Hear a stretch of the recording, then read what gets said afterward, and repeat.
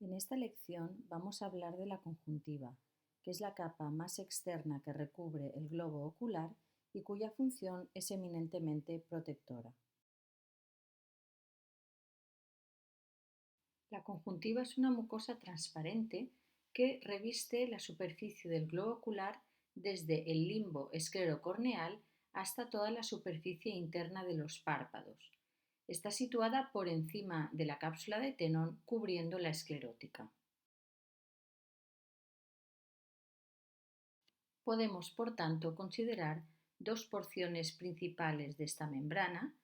La conjuntiva palpebral es aquella que tapiza internamente los fondos de saco conjuntivales superior, que sería la conjuntiva tarsal superior, e inferior, la tarsal inferior, y la porción de la conjuntiva vulvar, que sería aquella que recubre la parte anterior del globo ocular, exceptuando la córnea.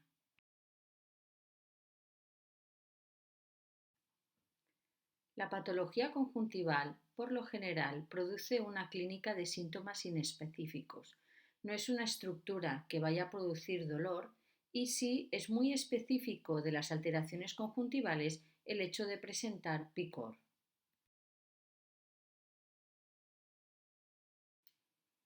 La presencia de secreción conjuntival y sus características en cuanto a cantidad y a coloración nos van a dar información sobre la posible etiología del cuadro. De manera que si esta secreción es más bien acuosa, es típico de cuadros alérgicos, pero cuando ésta se va tornando blanquecina o amarillenta o verde, se llama mucopurulenta o purulenta y es típica de infecciones.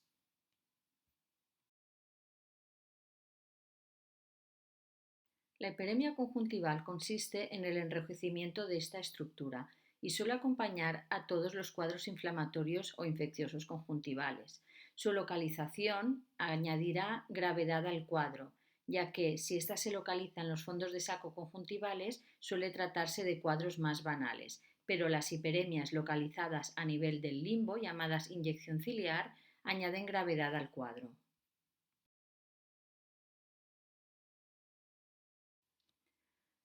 Los hiposfagmas son vulgarmente denominados derrames o hemorragias conjuntivales. Habitualmente son espontáneos y son cuadros banales, pero a veces se asocian a picos hipertensivos arteriales o bien en pacientes que toman excesivos fármacos antiagregantes plaquetarios o anticoagulantes. Por tanto, ante la persistencia de estos hiposfagmas, conviene recomendar al paciente hacerse una revisión de presión arterial, etc.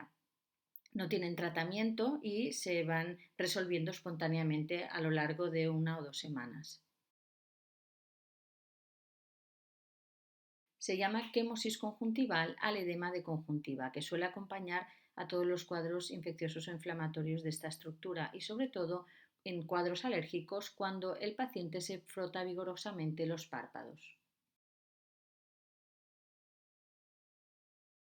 La cicatrización conjuntival reviste mayor gravedad y se halla como consecuencia de conjuntivitis crónicas no resueltas, blefaritis, traumatismos, quemaduras, etc., o en el contexto de pacientes con patología sistémica importante. Puede presentarse en forma de pannus, que son unos tractos fibrosos que unen la conjuntiva con la córnea y estos tractos al irse fibrosando van acortando el fondo de saco conjuntival causando lo que se conoce como simblefaron.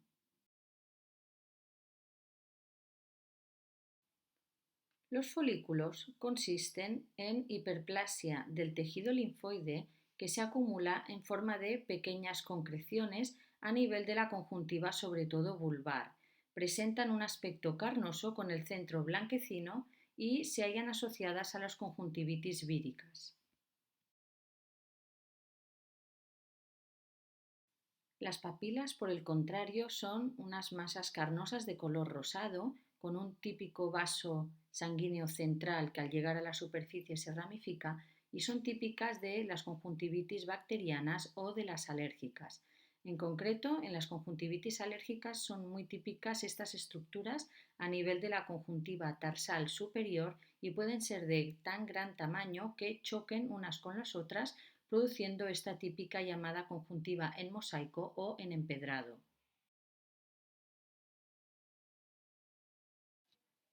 Las pseudomembranas y membranas son estructuras patológicas que pueden acompañar a los cuadros de conjuntivitis.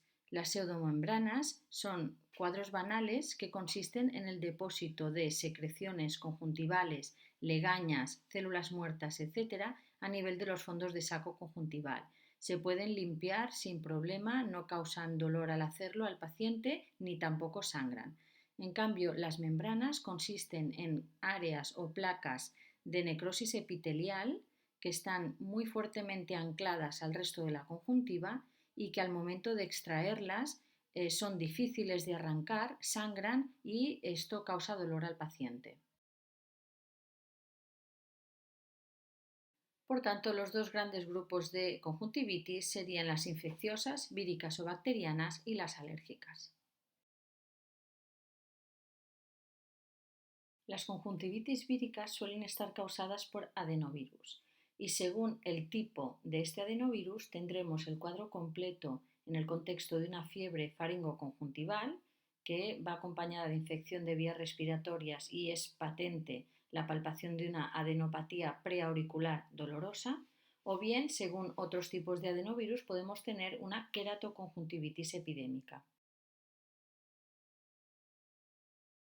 Conjuntivitis víricas suelen tener un inicio unilateral, aunque se hace rápidamente bilateral, y la secreción puede ser inicialmente acuosa, aunque puede con el paso de los días haber una sobreinfección bacteriana por los microorganismos que se encuentran a nivel del borde palpebral y esta secreción tornarse purulenta o mucopurulenta.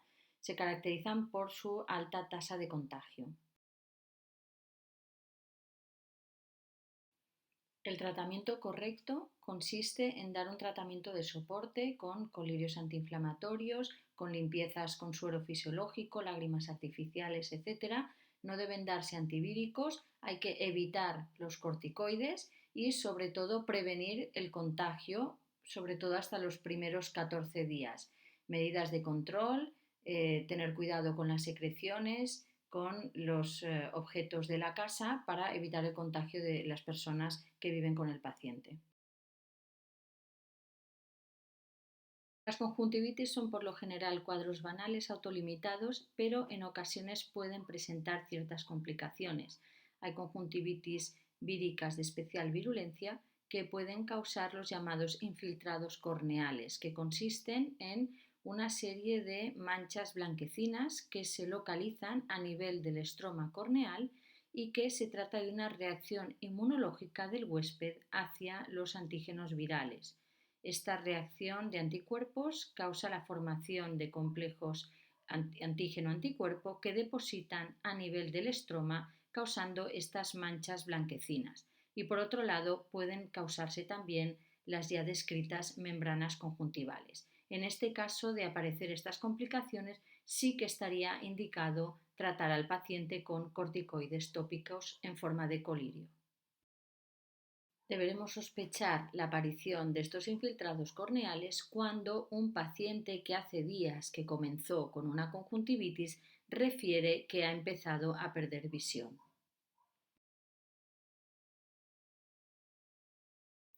Las conjuntivitis bacterianas son cuadros de naturaleza y presentación aguda, sin embargo hay un tipo especial, como veremos, de queratoconjuntivitis hiperaguda.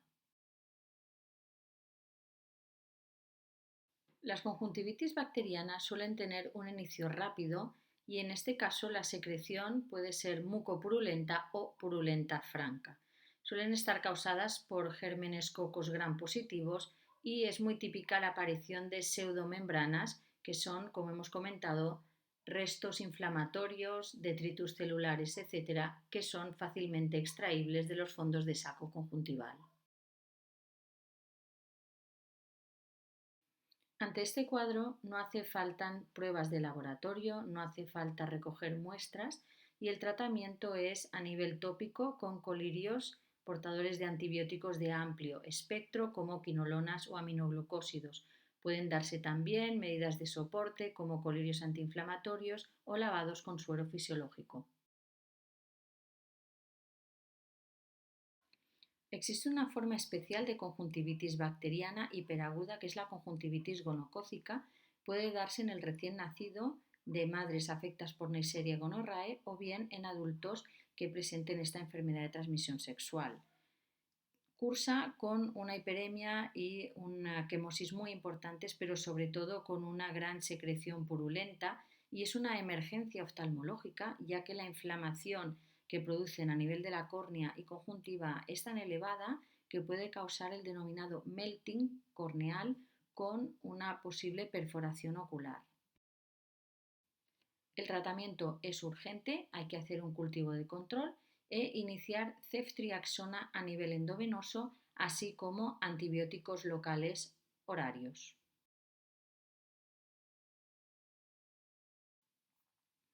Otro tipo especial de conjuntivitis y que también forma parte de las enfermedades de transmisión sexual es la conjuntivitis por clamidias y suele diagnosticarse una infección genital concomitante. Suele presentar un curso larvado cronificado sin tratamiento. Suele ser unilateral y a pesar de ser una infección bacteriana, en este caso encontramos folículos a nivel de los fondos de saco conjuntival. En este tipo de conjuntivitis sí que es más frecuente ver complicaciones corneales como queratitis o pannus. En la conjuntivitis del adulto, la clamidia causa un cuadro tórpido en el cual el paciente presenta unos cuadros de hiperemia conjuntival que no responden a los antibióticos habituales y que por tanto precisa un examen de laboratorio. Se realiza un frotis a nivel de los fondos de saco conjuntival y se detectan en el laboratorio los típicos cuerpos de inclusión intracitoplasmáticos. El tratamiento consiste en administrar pomada local de aureomicina y a nivel sistémico el antibiótico acitromicina a dosis de 1 gramo al día. La conjuntivitis neonatal por clamidias en nuestro medio ya se observa muy raramente y sí que se puede observar en países en vías de desarrollo. Es necesario tratarla porque si no puede dejar secuelas en el adulto en forma de tracoma.